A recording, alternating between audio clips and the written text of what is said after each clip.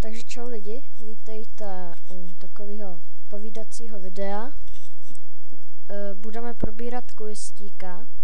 Jeden můj fanoušek mi teď napsal zprávu, jaký mám názor na Questíka. Tak Questík je podle mě, no, nevím jak to mám říct, videa má dobrý, ale zase to, že si bagnul tolik těch odběratelů a že okrát